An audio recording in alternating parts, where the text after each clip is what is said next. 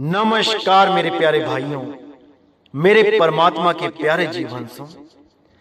मैं तहे दिल से उस परमपिता परमात्मा से यही अरदास करता हूं कि आप सब मेरे भाई हमेशा सत्य और असत्य का निर्णय करने में सक्षम रहें।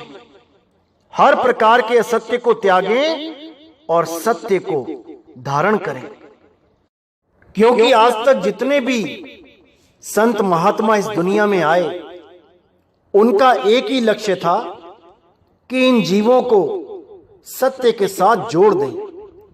जितना भी असत्य उनके जीवन में भरा पड़ा है, उस असत्य को उनके जीवन से हटा के केवल सत्य से लिव लगाने की विधि बता दें।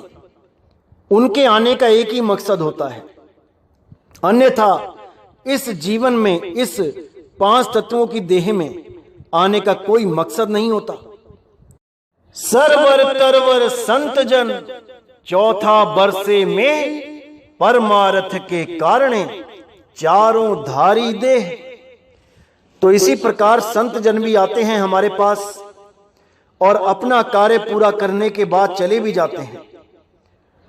तो भाइयों, बताना चाहूंगा आपको, आज ही के दिन हमारे प्रथम आचार्य सतगुरु मदन साहेब इस 3 लोक को छोड़ के अपने निज स्वरूप में, अपने निज नाम में, उस अडोल परमपिता परमात्मा में सदा सदा के लिए स्थिर हो गए।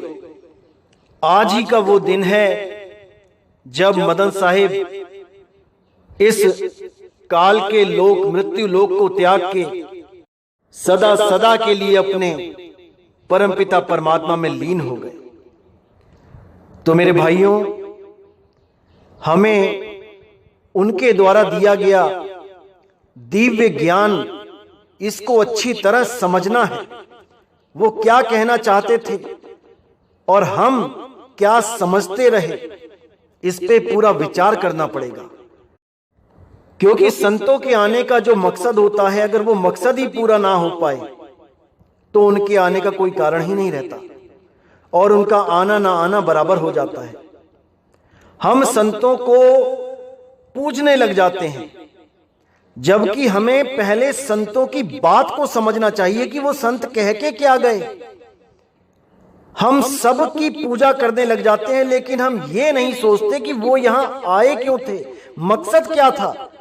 क्या अपनी पूजा करवाने आए थे या अपने गले में हार पहनाने आए थे या कोई समाधियां बनवाने आए थे अपनी की लोग उनको पूजते रहें।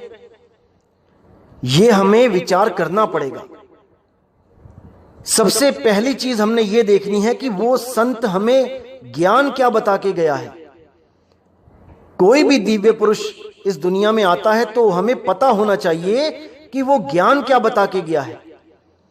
उसी ज्ञान आधार पे हमें यह समझना चाहिए कि मेरा कल्याण किस ज्ञान से होगा, कौन से संत के ज्ञान से होगा। क्योंकि संत तो बहुत से आए हैं और हर संत का अपना अपना सिद्धांत होता है। कोई जीव को परमात्मा बोल के चला गया, कोई शिव को परमात्मा बोल के चला गया, कोई पीर से जुड़ने की बात करके चला गया।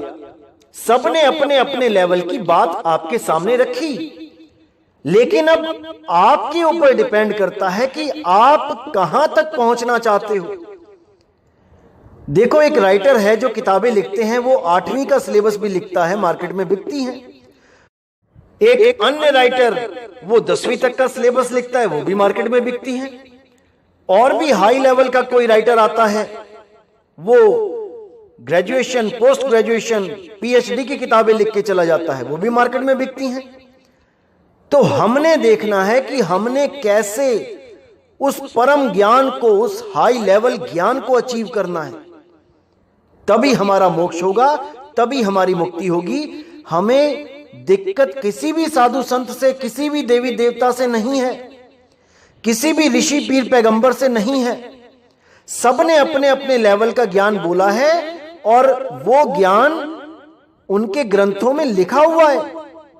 हमें बस उनके ग्रंथों को अच्छी तरह समझना है। हमने झगड़ा नहीं करना कि ये संत ऊंचा है, वो संत नीचा है, वो देवी देवता छोटा है, ये बड़ा है।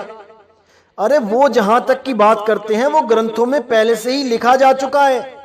हमने तो केवल ग्रंथों से उस ज्ञान को निकालना है और उस ज्ञान को निकाल के जो सर्वश्रेष्ठ लगे उसको अपनाना है। लड़ाई झगड़े की तो बात ही खत्म है। बस हमने हाई लेवल ज्ञान के आगे सरेंडर करना है। जब हम सरेंडर कर देते हैं तब ही हमें वो आगे का ज्ञान मिल पाता है। नहीं तो जो हमारे पास है वो तो है ही है, उससे हमारा कल्याण नहीं है, तभी तो हम आगे के ज्ञान को प्राप्त करने के लिए सोच रहे हैं। तो इसको अच्छी तरह समझना है। झगड़ा नहीं, वैर विरोध नहीं, केवल प्रेम से हर ग्रंथ का सार निकालो, निचोड़ निकालो कि कहां की तरफ इशारा हो रहा है, और उस सैन को समझ के अपना आत्म कल्याण करो। मैं बस यही कहना चाहूंगा, मेरे सारे विश्व के जितने भी हंस हैं सबसे यही बोलना चाहूंगा, नीर छीर का निबेड़ा करना सीख लो मेरे भाई, अब समय आ चुका है। तो इसी के साथ मैं वाणी को विराम दूंगा। बोलिए सतगुरु बंदी छोड़ सतगुरु सत्य कबीर साहिब की सदा ही जय हो, सदा ही जय हो मेरे मालिक की साहिब बंदगी सतनाम।